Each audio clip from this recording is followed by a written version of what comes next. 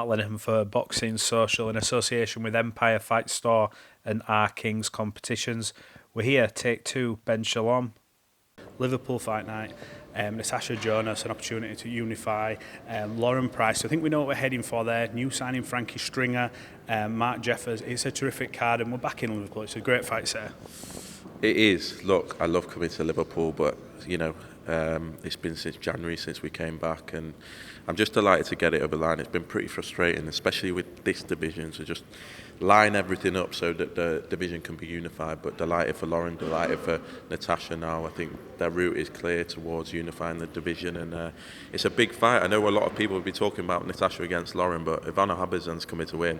This was the fight that she wanted. This was the fight that she demanded from us, and she gets it. Obviously, she thinks Natasha's probably coming towards the end now and sees this as a big opportunity. But delighted to be back in Liverpool, and a great card. McKenna Cutler as well on there. Stevie's looked phenomenal, and he goes into a great fight against Lee Cutler.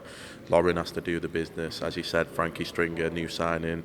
It's exciting. Mark Jeffers back in the mix, who's someone that we're really fond of. So, yeah, a massive, massive night to come. What's been the hurdles you've come across in this division, especially when it's unifying? Is it politics? Is it? I know Natasha, I've spoke to her before, and whenever I've spoke to Joe Gallagher, he's always alluded that maybe this new crop coming through, that Natasha won't fight them, to be looking at a Katie Taylor fight or a Michaela Mary rematch. What's been the stumbling blocks? You know what?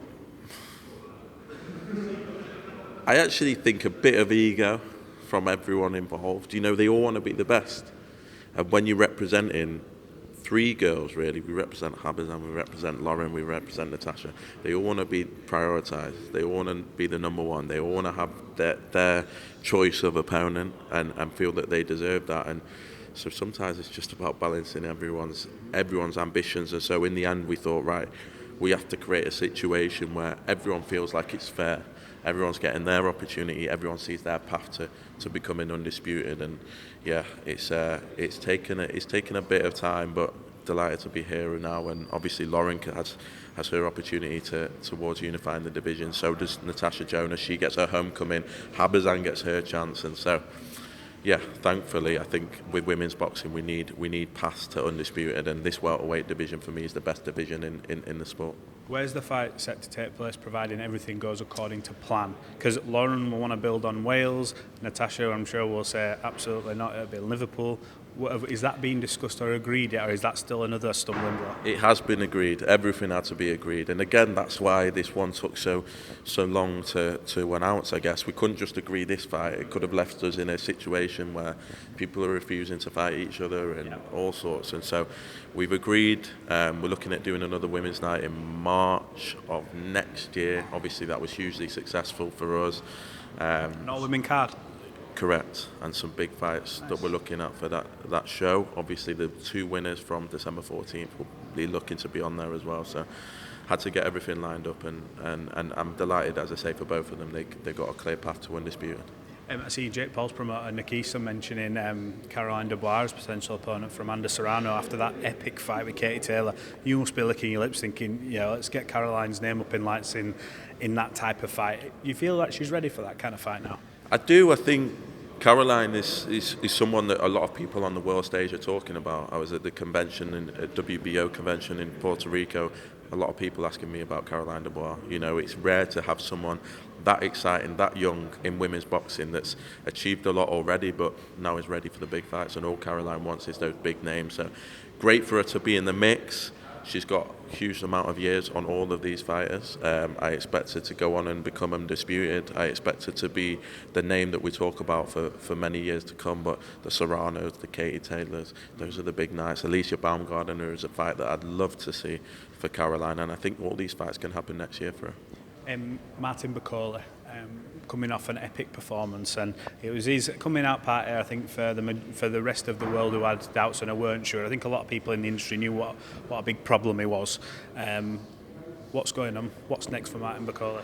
Look, luckily he's with the governing body, the IBF, where they enforce their mandatories, and when we got ordered for the final eliminator, that was a gold mine for us. Martin needs governing bodies to enforce mandatories because no one's going to give him a voluntary, and so I expect Zhang not to take the fight. I don't expect anyone to want the fight, but because of the way the IBF work, it's only a matter of time. I think Frank Sanchez is next in line.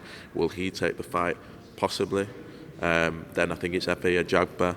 We're not moving. We're going to take our chance. We have one fight away from fighting for that world title. One fight away. So whether it's Zhang, whether it's Sanchez, whether it's Ajagba, Martin doesn't care.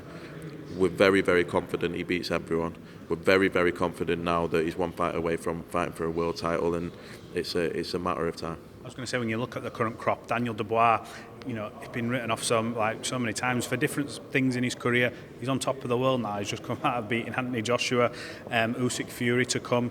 If you were to put him in with any of them fighters, you're wholeheartedly fully confident he goes in there and gets a job done? I think most of the fighters in his division know that. I think that's why he's so heavily avoided. I think you have to be extremely well compensated to fight Martin Bakole, and even the law of one fight away from world title wasn't enough to keep Caballel in there, wasn't probably enough to keep Zhang in there. The fighters don't want to fight him. When do we find out about Zhang?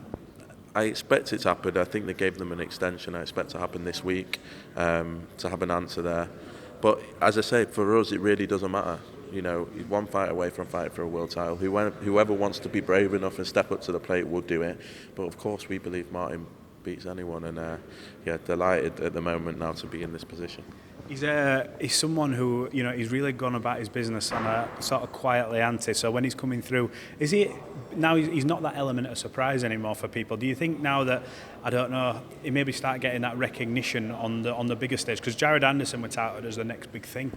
He was, and it was a huge win. That he still can be, by the way. Yeah, he's 24 years old. It was probably a crazy fight in hindsight for him to take. Yeah. But Martin, as you said, has been patient, has waited his time, has worked with Billy Nelson for a long, long time, waiting for opportunities. But as I say, the sport has now opened up for him, thanks to Riyadh season, got that big chance against Jared Anderson, but now he's looking to kick on. And as I say, it doesn't matter how many pull out now, Martin's going to fight for a world title. We believe he's going to become world champion, and then he's going to be a problem for anyone, and delighted for him because he's worked very, very hard to get to this position. One of your other big names, Pat Stable, big talking point, love him, hate him, loathe him, admire him, whatever, Ben Whittaker. Where are we at? I know there was a lot of cause for concern, and you've done a few interviews, and the concern necessarily wasn't about an ankle, more about the neck from injuries that weren't disclosed prior, but look, they've been made aware. Where are we at with Ben and his recovery? When can we expect him out, and will the Liam Cameron rematch be a priority? He's doing well. We're targeting April. I think... as I've said before, I think this was a moment in his career that he might look back on and be thankful that it happened. I think it's a big wake-up call. I think a lot went wrong that week, and only he'll know that. But he's in good spirits now, and he's able to use this time to work out his team, to find the right setup for him, and he'll be back in April. I believe it will be that fight. You ideally want that to be the next fight, because with all the talk about him, his potential and where he's expected to go, and it's not taking anything away from Liam Cameron. I think he was absolutely brilliant. That'd be the fight, the natural move, wouldn't it, for everyone? Yeah, it is. It 100% is. But initially, if that had happened on October 12th, he was due to fight again this year. He's put everything back. But as I say, once he's ready, once he's fit, once we're ready to go, I believe that will be the natural fight. And at the moment, we're targeting April. Okay. I want to ask you on the move to DAZN. Frank, obviously leaving TNT Sports, when the contract's up. What do you make of them being both under the same banner? Because obviously they're all best friends now because of the influence of Turki Al-Sheikh. He's brought everybody together, yourself included. I know there's been fractures and stuff like that, but you're all working on the same page to make fights happen. What do you make of that shift and being on the same thing? I think it's good in many ways, I have to say. I think they've been making fights, as you said, through the influence of Turki Al-Sheikh very, very often, and with DAZN now that'll be more often. I think what DAZN are doing for the sport of boxing is incredible. I wish every broadcaster would invest the way they do. They're very, very passionate about the sport. They've got a huge team, huge budgets, investing in many different markets, working not just with Matchroom and Queensberry, but many other promoters. And we worked with them on Saturday as well. And I think the more the merrier. I think we need more broadcasters in the sport. Obviously, it's a shame to see TNT momentarily go.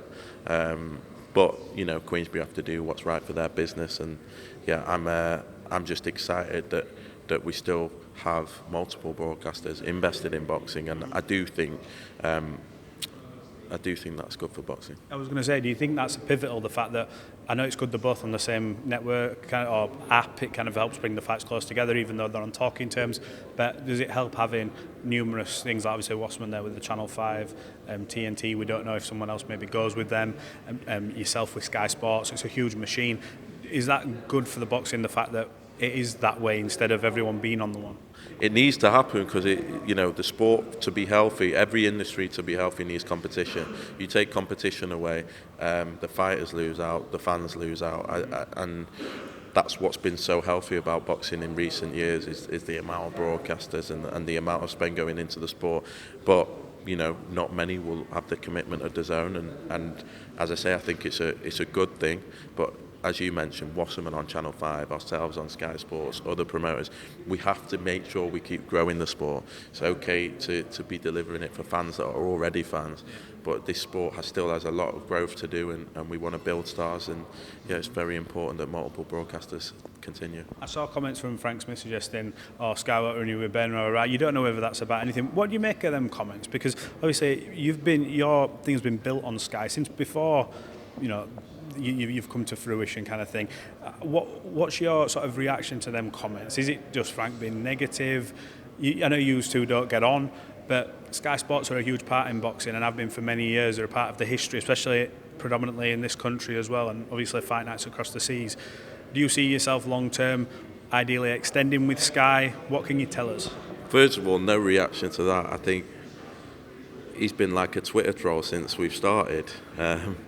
It's there was so much made of him doing his first deal in Japan, and how proud they were and everything, and look how that turned out. But I don't even mention it. I think anyone that takes pleasure and wants to highlight those things, that's just not in my nature. I think I think you can't take any notice. I think since we started, we've been told we've got 3 months, we've got 6 months, we've got 12 months, we're going to be out of the sport, we can't do big shows, we can't do pay-per-views. You have to take it as a compliment and you have to ignore it. And I think for us, we're very, very happy with our position and our growth and our position on Sky Sports, and I think it's absolutely vital that we continue to build the sport on Sky. Another fighter I want to talk to you about, Callum Simpson, caught with him the other day. He had a great night at Oakwell. I was there with him, spent a lot of time with Callum away from this, and I know how much it meant to him.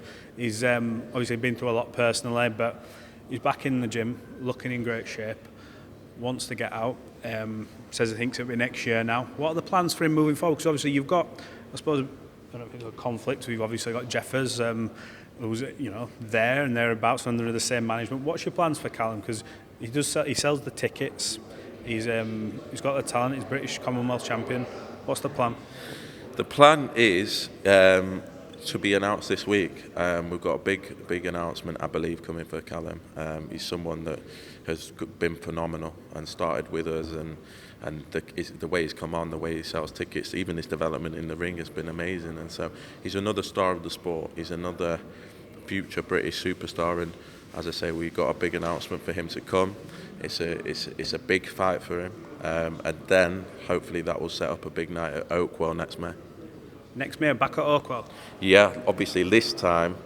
Open up more stands? We couldn't. The problem. I know you couldn't last time. The problem is, they told us, I think it was the season had started or a week away. Yeah, they said we can only use one stand, and for him to sell that out in 48 hours was something that I've never seen before from a fighter. For a fighter to be selling that well, that quickly, I think it's given the club, it's given us the confidence that he'll sell the full stadium, and that's something we're targeting for May, but he has got a big fight before then. And again, it's like the same with Natasha against Habazat. These are real fights, and these are fights that can go either way. So it's very hard to look too far in the future, but that's the plan. Would you look at a guy maybe like a Paddy McCrory, who's been at that level, fought a guy like Edgar Berlanga? Look, he came up short, but for me, I look at that fight and go, Paddy will bring fans. Irish fans are passionate. You could do it in Belfast, bring him over here to Barnsley. I'm sure it'd do well at Oakwell that as well, depending on when you do it. That's a great fight. Do you think that could be a potential? It's a great fight. It's definitely one that we're looking at. It's not his next fight. I don't want to say too much more because he's got to get through his next fight, and I think when it's announced, people will see it's a serious fight. So, but that's one we're considering. That's one we're looking at maybe for Oakwell in May. But we'll have to see what happens, and it's a great division. But for me, Callum is the best of the lot. Ben, appreciate your time.